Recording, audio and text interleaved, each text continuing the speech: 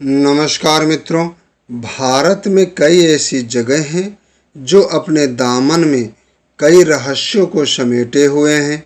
ऐसी ही एक जगह है वृंदावन स्थित निधिवन, जिसके बारे में मान्यता है कि यहाँ आज भी हर रात कृष्ण गोपियों संग रास रचाते हैं। यही कारण है कि सुबह खुलने वाले निधिवन को संध्या आरती के पश्चात बंद कर दिया जाता है। उसके बाद वहाँ कोई नहीं रहता। यहाँ तक कि निधिवन में दिन में रहने वाले पशु पक्षी भी संध्या होते ही वन को छोड़कर चले जाते हैं। वैसे तो शाम होते ही निधिवन बंद हो जाता है और सब लोग यहाँ से चले जाते हैं, लेकिन फिर भी यदि कोई छुपकर रासलीला देखने की कोशिश करता है तो वह वहीं पागल हो जाता है। ऐसा एक वाक़या करीब 10 वर्ष पूर्व हुआ था, जब जयपुर से आया एक कृष्ण भक्त रासलीला देखने के लिए निधिवन में छिपकर बैठ गया।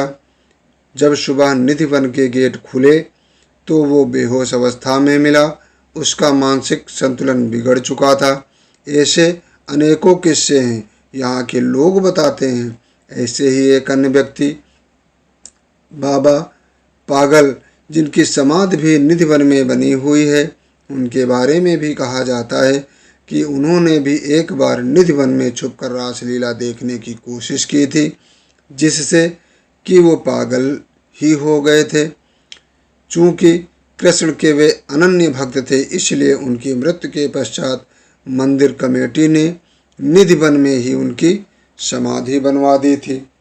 निधिवन के अंदर ही रंग महल है, जिसके बारे में मान्यता है कि रोज रात यहाँ पर राधा और कन्हैया जी आते हैं। रंग महल में राधा और कन्हैया के लिए रखे गए चंदन की पलंग को शाम 7 बजे से पहले सजा दिया जाता है। पलंग के बगल में एक लोटा पानी, राधा जी के श्रृंगार का सामान और दातून संग पान रख दिया जाता है। सुबह 5 बजे जब रंग महल का पट खुलता है तो बिस्तर अस्त व्यस्त, लोटे का पानी खाली, दातून कुची हुई और पान खाया हुआ मिलता है।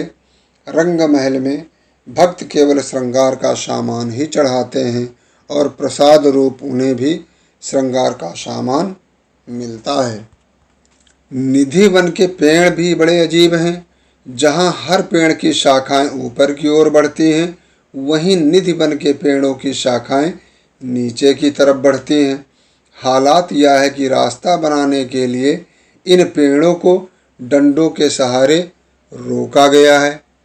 निधिवन की एक अन्य खासियत यहाँ के तुलसी के पेड़ भी हैं। निधिवन में तुलसी का हर पेड़ जोड़े में है।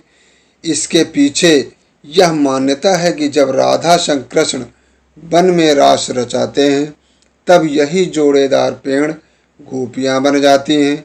जैसे ही सुबह होती है तो फिर सब तुलसी के पेड़ में बदल जाती हैं। साथ ही एक अन्य मान्यता यह भी है कि इस वन में लगे जोड़े की वन तुलसी की कोई भी एक डंडी नहीं ले जा सकता है।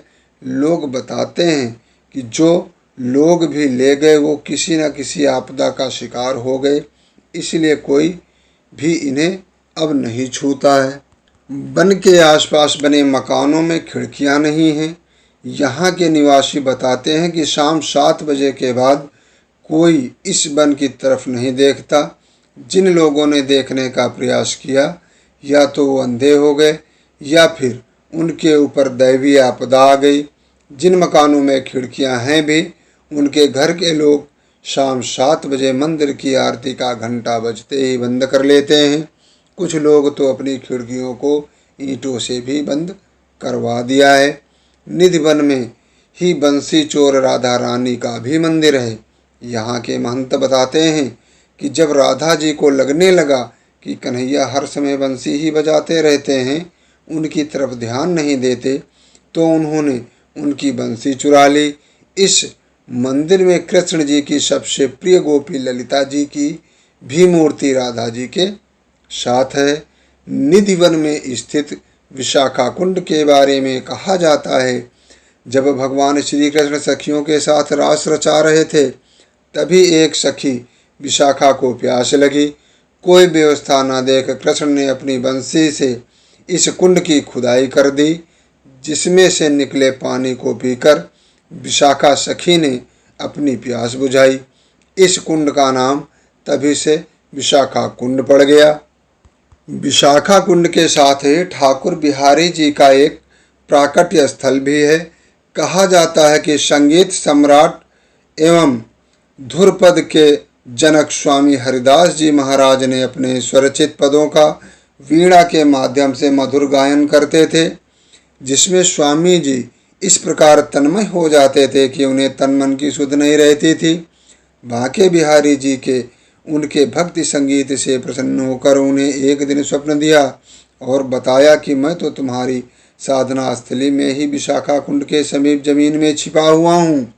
स्वप्न के आधार पर हरदास जी ने अपने शिष्यों की सहायता से बिहारी जी को वहाँ से निकलवाया और उनकी सेवा पूजा करने लगे। ठाकुर बिहारी जी का प्राकट्य स्थल आज भी उसी स्थान पर बना हुआ है, जहाँ प्रतिवर्ष ठाकुर बिहारी जी का प्राकट्य समारोह बड़ी धूमधाम के साथ मनाया जाता है। ठाकुर श्री बांके बिहारी जी महाराज के नवीन मंदिर की स्थापना की गई और प्राकट्य मूर्ति को वहां स्थापित करके आज भी पूजा अर्चना की जाती है, जो आज बांके बिहारी मंदिर के नाम से प्रसिद्ध है। संगीत सम्राट स्वामी हरिदास जी महाराज की समाधि निधि वन परिसर में ही है। स्वामी हरदास जी श्री बिहारी जी के लिए अपने स्वरचित पदों के द्वारा वीणा यंत्र पर मधुर गायन करते थे तथा गायन करते हुए ऐसे तन्मय हो जाते थे कि उन्हें तन मन की सुध नहीं रहती थी। प्रसिद्ध बैजू बावरा और तानसेन इन्हीं के शिष्य थे। अपने सभारत्न तानसेन के मुख से स्वामी हरिदास जी की प्रशंसा सुनकर सम्राट अकबर इनकी संगीत कला का रसास्वादन करना चाहते थे, किंतु स्वामी जी का यह दृढ़ निश्चय था कि अपने ठाकुर के अतिरिक्त वो किसी और का मनोरंजन नहीं करेंगे। इसलिए एक बार सम्राट अकबर वेश बदलकर साधारण व्यक्ति की भांति तानसेन के साथ निधिवन में स्वामी हरिदास की कुटिया में उपस्थित हुए। तानसेन ने जानबूझकर अपनी वीणा लेकर एक मधुर पद का गायन किया। अकबर तानसेन का गायन सुनकर मुग्ध हो गए। इतने में स्वामी हरिदास जी तानसेन के हाथ से वीणा लेकर स्वयं उस पद का गायन करने लगे। तानसेन की त्रुटियों की ओर इंगित करने लगे। उनका गायन इतना मधुर और आकर्षक था कि वन के पशु पक्षी भी वहां उपस्थित होकर मौन भाव से श्रवण करने लगे। सम्राट अकबर के विस्मय का तो ठिकाना ही न रहा।